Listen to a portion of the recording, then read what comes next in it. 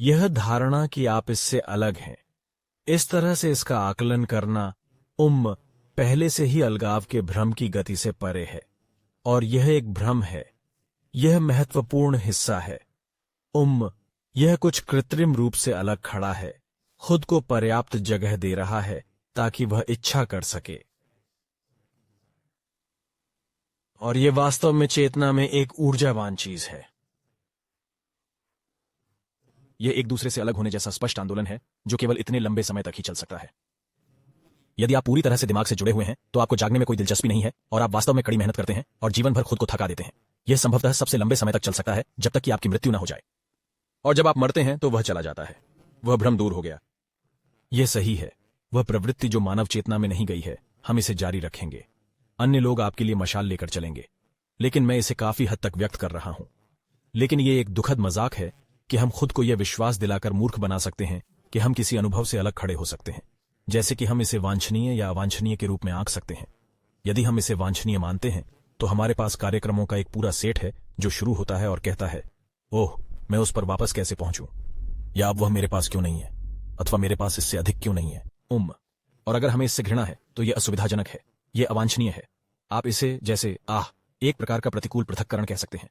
फिर हमारे पास प्रोग्रामों का एक पूरा सेट चलता है, इसमें मेरी क्या गलती है, ऐसा दोबारा ना हो, इसके लिए मैं कौन सी दवा ले सकता हूं, मैं यह कैसे सुनिश्चित कर सकता हूं कि ऐसा अब और ना हो, मैं उन स्थितियों से कैसे बच सकता हूं जिनमें ऐसा होता है। तो फिर हम अपने अनुभव में बहुत संकुचित हो जाते हैं। हमारा एक प्रकार का आराम क्षेत्र छोटा हो जाता है। यह किसी भी दिशा में जा सकता है ना? लेकिन बुनियादी गलत धारणा यह है कि किसी भी चीज या व्यक्ति या चेतना में किसी भी चीज से अलग खड़े होने की कुछ क्षमता होती है। यही मूल मुद्दा है। तो उस तरह का विसर्जन, उस तरह की अंतरंगता, यह अद्वैतवादी है। अद्वैत का अनुभव यही है, लेकिन यह कोई अनुभव नहीं है। आखिरकार यह एक एहसास है जो घटित होता है, और जब ऐसा होता है तो अलग खड़े रहने की क्षमता नहीं रह जाती है। दिलचस्प बात यह है कि इससे कुछ गहरे मुद्दे सामने आते हैं, और वह यह है कि अलग खड़े होने की स्पष्ट क्षमता ही हम दुख को कम करने के लिए उपयोग करते हैं। पीड़ा और आघात आदि की संचित ऊर्जाओं का प्रकार। हमने उस अलगाव का उपयोग जाहिरा तौर पर इसे प्रबंधित करने और कम करने के लिए किया है। अब यह भी सच नहीं है, क्योंकि आप वास्तव में केवल शून्य रहकर किसी भी चीज को प्रबंधित या कम नहीं कर सकते हैं, लेकिन आप स्पष्ट रूप से इस जगह पर इस आंतरिक दुनिया में प्रकट हो सकते हैं। अगर जब तक आप इसमें ऊर्जा डालते रहेंगे और अपने आप को उसी भ्रम के बारे में आश्वस्त करते रहेंगे, तो यह किसी तरह फैलता रहेगा। यह बहुत अजीब बात है, लेकिन ऐसा करके हम वास्तव में दूसरों पर पड़ने वाले प्रभावों से खुद को दूर कर लेते हैं। यह अज्ञानता, लालच और बाकी सब कुछ है ना? और यहां तक कि हमारे खुद पर पड़ने वाले प्रभाव भी, है ना? और यदि एक ही समय में पर्याप्त विभाजन, पर्याप्त भावनात्मक दमन और पर्याप्त मन की पहचान हो, तो हम इतने विभाजित हो सकते हैं कि हम अपनी खुशी को पूरी तरह से भ्रष्ट कर सकते हैं। हम अंतहीन रूप से स्वयं को नुकसान पहुंचा सकते हैं, और तब हम आंतरिक और बाह्य रूप से भी विनाशकारी बन सकते हैं, और वास्तव में बहुत काफी विनाशकारी। तो किसी भी चीज से अलग होने की मौलिक स्पष्ट क्षमता, और यह पूरी तरह से निर्दोष है, और यह धारणा में एक बहुत ही सरल त्रुटि है।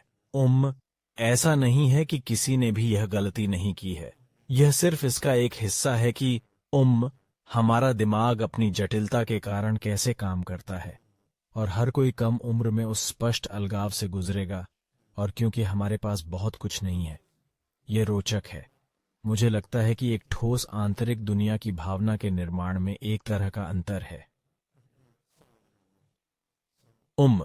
इसकी जड़ें निश्चित रूप से बचपन में ही शुरू हो जाती हैं, शायद 18 महीने की उम्र में, और फिर जैसे 3 और 4 साल की उम्र के बीच हमने मन का सिद्धांत बनाया है, जैसे हमारे मस्तिष्क का वह भाग कार्य कर रहा है, तो हम पहले से ही न केवल जानते हैं कि हमारे पास एक आंतरिक दुनिया है, या हम खुद को अलग मानते हैं। हम पूरी तरह से जानते हैं कि हर किसी के पास एक आंतरिक दुनिया है, और हम उनकी आंतरिक दुनिया में हेरफेर कर सकते हैं। तो उस उम्र तक मन बहुत जटिल हो जाता है, और फिर भी उसके आसपास अभी भी बहुत अधिक ऊर्जावान संचित पहचान नहीं है। तो बच्चे वास्तव में काफी हद तक उपस्थिति में हैं, भले ही वे प्रक्रियाएं पहले से ही चल रही हों।